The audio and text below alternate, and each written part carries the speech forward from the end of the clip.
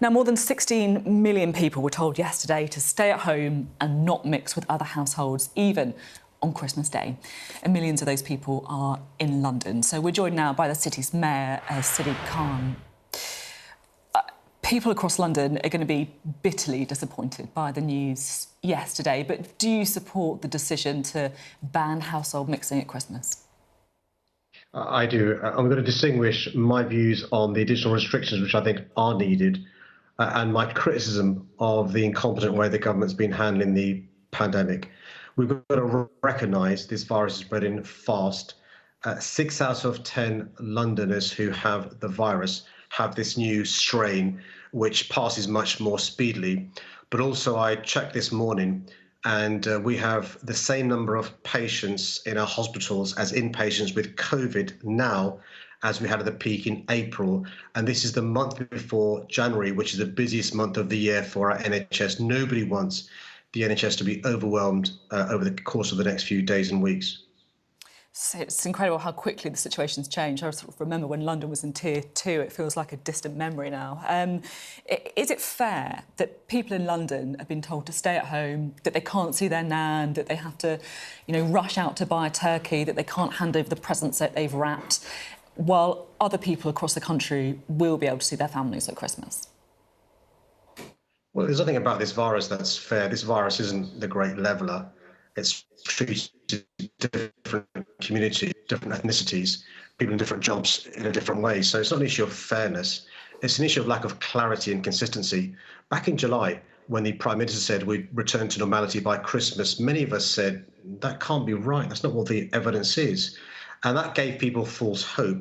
And then as recently as November, the Prime Minister announced the restrictions being lifted for these 5 days during Christmas, 3 households mixing, unlimited numbers. And we thought that can't be right. The evidence doesn't say so, but expectations were raised. As recently as earlier this week, when many of us were saying, look, it doesn't make sense London to go from enforcement to Tier 2 to Tier 3, effectively to Tier 0 over Christmas, and then back to Tier 3. We were accused of trying to cancel Christmas.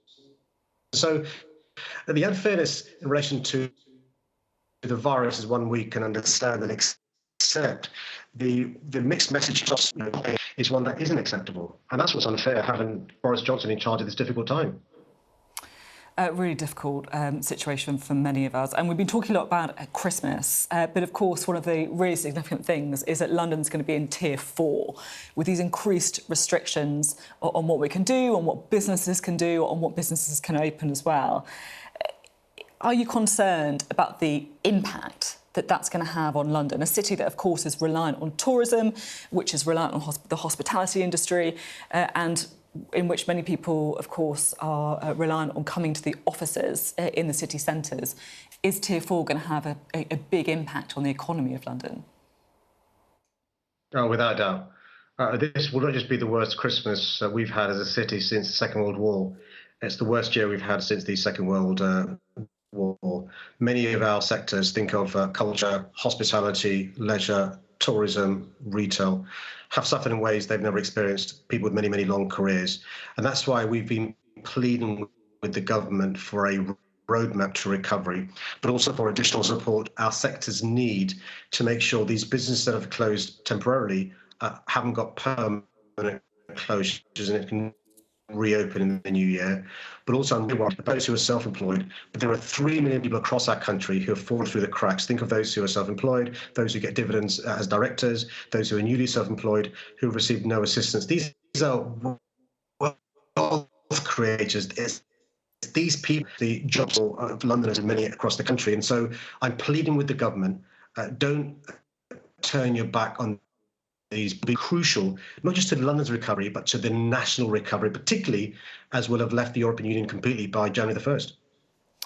There's a few issues with your sound, but we are going to keep going because I think we can still hear the important things that you are saying.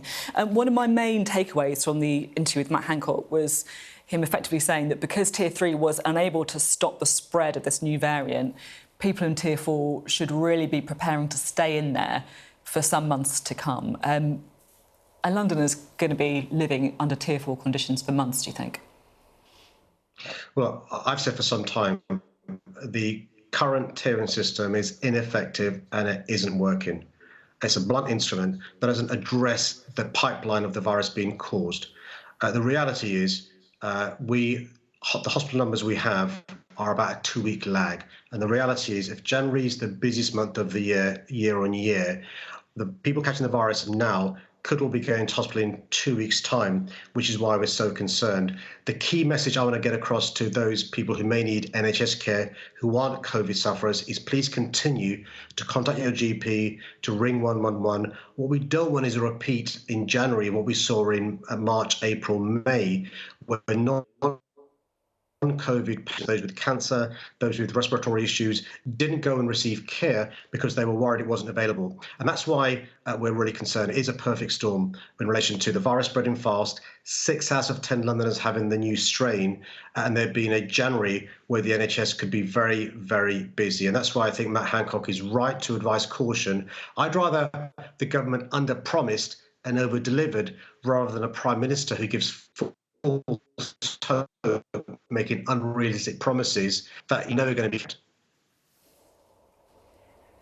Do you think that we should consider closing schools in London if the virus rates don't come down? I completely agree with what Lisa was saying earlier, which is that we need to make sure our children are back at schools, which is the best place for them, but there's a but. I know from the evidence I saw in the week before schools broke up that the age group where there was the biggest increase in the virus was those aged between 10 and 19, a 75% increase in a week. Many of these children were asymptomatic. We're then going back home and giving the virus to mum and dad. And these same children would have been hugging granny and grandpa at Christmas. So what I said was they should be doing mass testing of children and staff. Staff and teachers go to heroic efforts to make our schools safe, but many of our schools aren't COVID safe. If it's the case that some schools may have to reopen a day or two later to get mass testing in place, so be it. We've got to make sure our children are back at school, but those schools are COVID safe, safe for our teachers, for our staff, and for our children. And it's worth reminding ourselves the virus in an age group, it spreads rapidly in other age groups as well. Across London, we're not simply an increase in the virus amongst children, it's 8-9, which is a real source of concern. OK, thank you so much for being on the programme, Sadiq Khan. Really interesting to get your take on the restrictions in London. Thank you.